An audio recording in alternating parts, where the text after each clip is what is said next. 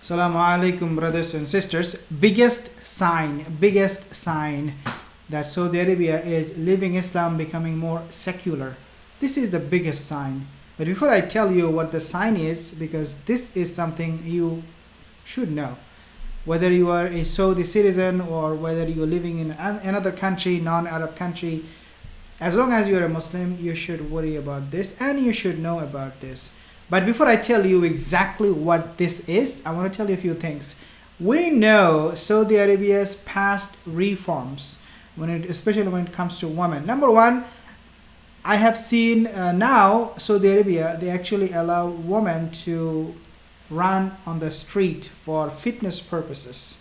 Before it was not the case. I think they do yoga too, I do not know. But they do have the freedom now to run, to do whatever they want on the street. This was not the case. Before, women were observing modesty, covering their body, and they had haya. Then we also know that Saudi women, they could actually now they can travel without a mahram to go for Hajj and Umrah.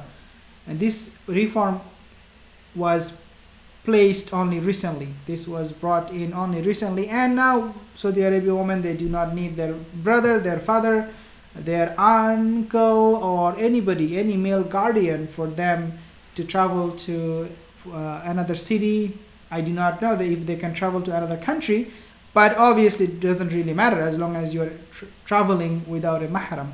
That is another change. When we see this kind of changes, we also notice that women can actually travel from other countries, like non-Muslim countries, with their boyfriend or girlfriend. So, for example, someone from US, right? A woman who has a boyfriend, she can travel with the boyfriend. Not only that, they can also book a hotel room without providing marriage evidence, marriage proof. They do not have to be married. Your boyfriend, your girlfriend, go and stay. Do whatever you want. And we are talking about Saudi Arabia. We're talking about the land of the prophets. We're talking about the land of Rasulullah sallallahu alaihi wasallam. Then we know that women, obviously these are very common. Women can drive, they can go to cinema. These rights are given, and people do not talk anymore about these things because people became desensitized to these changes, even though as believers, as Muslims, we should be a little bit, uncomfortable with this, to say the least. We have also seen Saudi Arabian women. They are at the Grand Mosque, Masjid al-Haram, where they are providing security, quote unquote security to the pilgrims. And I mentioned that would attract men and distract them from the real purpose of Hajj to these women, and they will probably end up looking at them and disobeying Allah Azza wa Jal inside the Kaaba, or maybe in the periphery of Kaaba. I mean, wherever they are, doesn't really matter. They will think about a woman. So these are some of the things that I mentioned in the past. Now this video, let me play this video, and I'll mention you the biggest sign in a second, but let me show you this because wallahi, this is something you should see. Okay, so what you are seeing right now, these are women, and this happened for the first time ever. Okay, this is why I'm showing this. You can see women marching, woman soldier. This happened for the first time ever. It never happened in Saudi Arabia's history, where you have women marching on the street in a parade that they're taking place. They're taking part. You see the men, and you also see the woman side by side, seeing each other, looking at each other, no problem. And it happened only yesterday. It came on the news very recently. They have done it for the very first time ever in their history. Now they're bringing the women to march along with the men, and they have absolutely no problem whatsoever. Now this might be for some people not a big deal. Now let me tell you this. Female soldiers of different ranks marched in the hour-long parade in commemoration of Saudi Arabia's 91st National Day. Women took part in the annual Saudi National Day military parade for the first time in the kingdom history on Thursday. First time in the history. The Ministry of Interior, in collaboration with the General Entertainment Authority (GEA), had organized this event in capital Riyadh. A similar parade was also held in the city of Jeddah. So it happened both in Riyadh and also in Jeddah. Hundreds of Saudi nationals and residents attended the event and waved the Saudi flag and cheered as the soldiers marched on.